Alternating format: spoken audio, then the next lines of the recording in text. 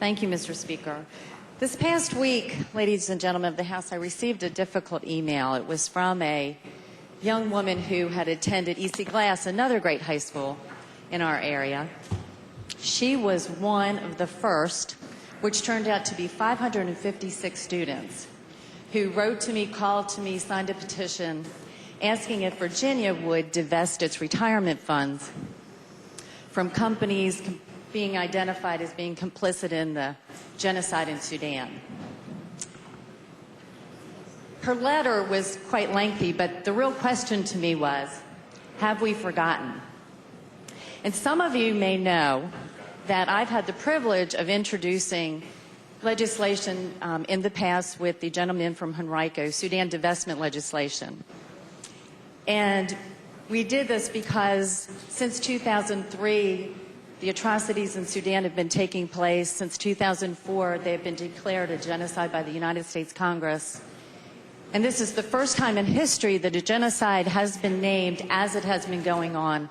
And as a consequence, it's the first time that we've ever had an opportunity to actually intervene.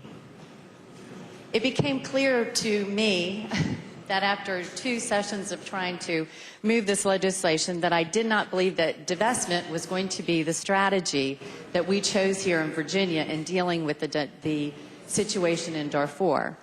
So this year, a new strategy was attempted. It was based on legislation passed out of Congress unanimously, signed by President Bush, and it was called the Sudan Divestment and Accountability Act.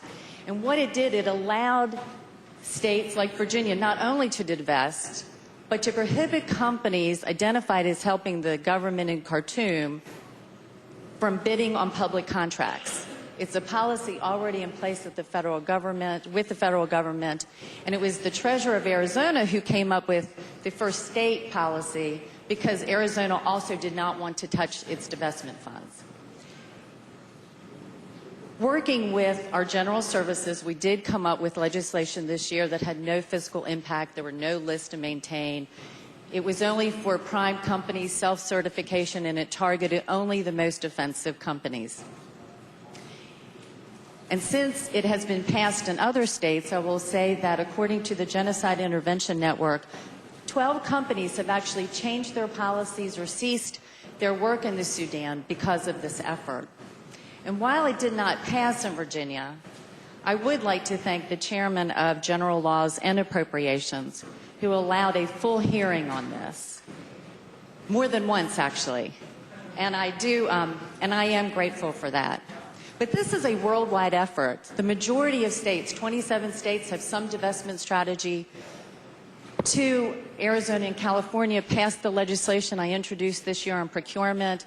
They are joining 18 countries around the world who are doing everything they can economically to stand up to the atrocities going on in the Sudan. This young woman ended her letter to me talking about the urgency of this. She said, with every moment, men are being murdered, women are being raped, children are being slaughtered. Since this has started, more than 300,000 people have been killed, 2 million have been displaced, 4 million rely on foreign aid, and 90% of the villages in Darfur have been destroyed.